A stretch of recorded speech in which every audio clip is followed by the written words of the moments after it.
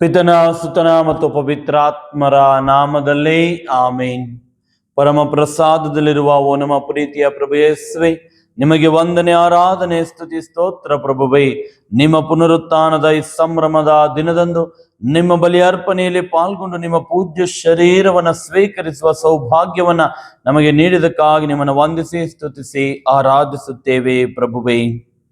ಪ್ರಿಯರೇ, ಬನ್ನಿ ಪ್ರಭು ಮಾಡಿದ ಇನ್ನೊಂದು ಅದ್ಭುತವನ್ನ ನಾವೀಗ ಧ್ಯಾನಿಸೋಣ.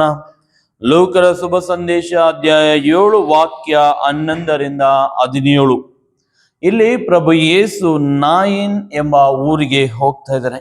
ಇನ್ನೇನು ಊರ ಬಾಗಿಲಿಗೆ ಹತ್ತಿರ ಬರುವಾಗ ಒಂದು ಶವಯಾತ್ರೆಯನ್ನ ಎದುರುಗೊಳ್ಳುತ್ತಾರೆ. ಮರಣವನ್ನಪ್ಪಿದ ಯುವಕನು ಆ ತಾಯಿಗೆ ಒಬ್ಬನೇ ಮಗ, ಆಕೆಯೋ ವಿಧವೆ. ಆಕೆಯ ಕಣ್ಣೀರನ್ನ ಕಂಡ ಪ್ರಭು ಯೇಸು ಮನಮರುಗುತ್ತಾರೆ. ಅಳಬೇಡ ತಾಯಿಯೇ ಎಂದು ಹೇಳಿ ಹತ್ತಿರ ಹೋಗಿ ಆ ಚಟ್ಟವನ್ನ ಮುಟ್ಟುತ್ತಾರೆ. ಆ ಹೊತ್ತುಕೊಂಡು ಹೋಗುತ್ತಿದ್ದವರು ಪ್ರಭು ಯೇಸು ಚಟ್ಟವನ್ನ ಮುಟ್ಟಿದ ತಕ್ಷಣ ಹಾಗೆಯೇ ನಿಂತುಕೊಳ್ಳುತ್ತಾರೆ.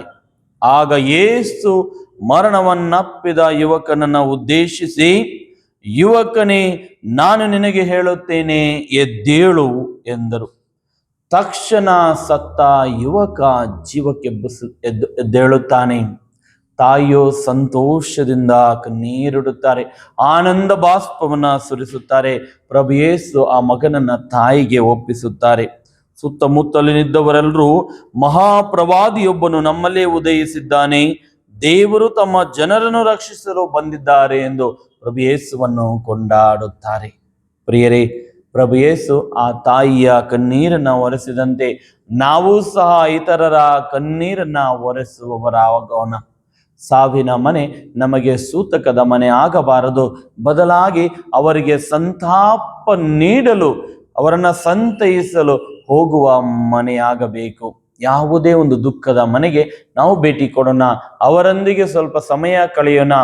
ಜೀವಕ್ಕೆಬ್ಬಿಸಲು ನಮಗೆ ಶಕ್ತಿ ಇಲ್ಲದಿರಬಹುದು, ಆದರೆ ನೊಂದವರೊಂದಿಗೆ ಕುಳಿತುಕೊಳ್ಳುವ ಶಕ್ತಿ, ಸಮಯ ನಮಗಿದೆ. ನಾವು ಪ್ರಭುವಿನಂತೆ ಅವರ ಕಣ್ಣೀರನ್ನ ಒರೆಸುವವರಾಗೋಣ. ಪರಮ ಪ್ರಸಾದದಲ್ಲಿರುವ ಓ ಪ್ರಭು ಯೇಸುವೆ, ಇಂತಹ ಅಂತಃಕರಣವನ್ನ, ಮೃದು ಹೃದಯವನ್ನ ನಮಗೆ ಕರುಣಿಸಿರಿ. ಸರ್ವಶಕ್ತ ದೇವರಾದ ಪಿತಾ, ಸುತ ಮತ್ತು ಪವಿತ್ರಾತ್ಮರು ನಿಮ್ಮನ್ನು, ನಿಮ್ಮ ಕುಟುಂಬಗಳನ್ನು ಆಶೀರ್ವದಿಸಲಿ. ಆಮೇನ್.